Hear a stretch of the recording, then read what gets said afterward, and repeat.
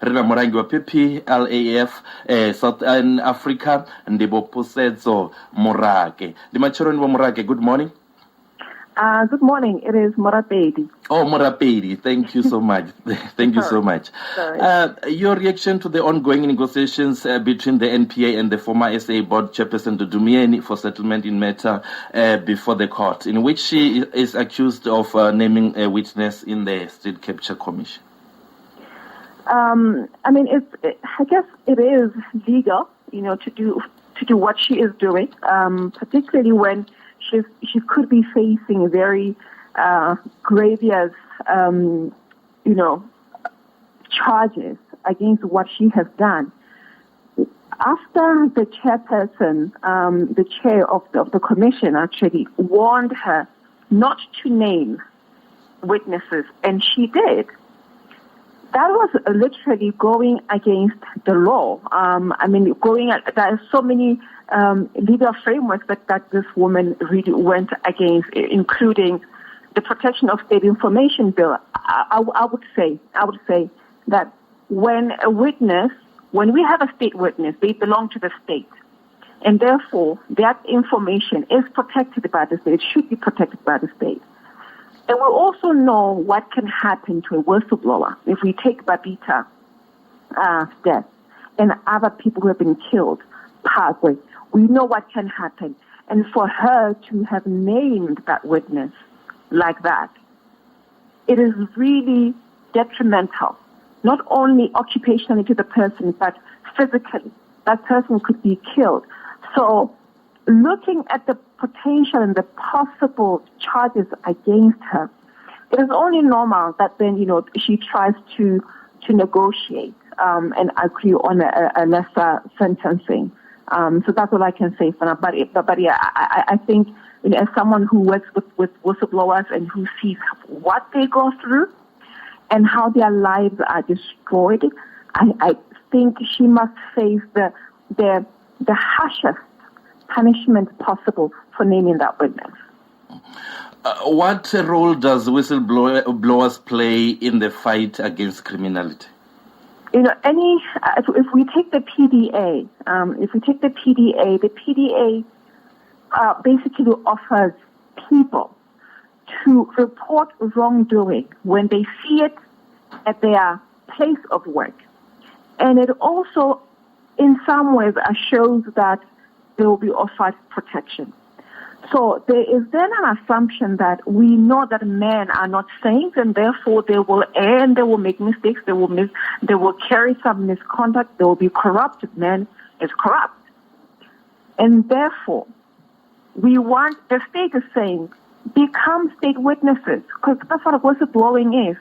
Become walking state witnesses on our behalf, or companies are saying, become our eyes and our ears, so that when you see wrongdoing or any kind of offense or any commissioning of criminality, then report it and you are assured protection. So there is a huge role played by whistleblowers in general, or played by citizens in general, in reporting wrongdoing, because our bosses and the police and the investigative units are not in the different spaces of work. So we rely on each other as employees. We rely on each other as structures in companies and in public sector to report crime when it is commissioned. Because if we didn't, if we didn't have whistleblowers in the state capture inquiry, the NPA will not have cases. If the whistleblowers decided not to go and take a stand in court, the NPA does not have a case. So there is a huge role that is played by whistleblowers when it comes to criminality, ensuring that the state does lay charges against those who have done wrong and lay charges against those who have lost the state money, time, energy, and actually the future.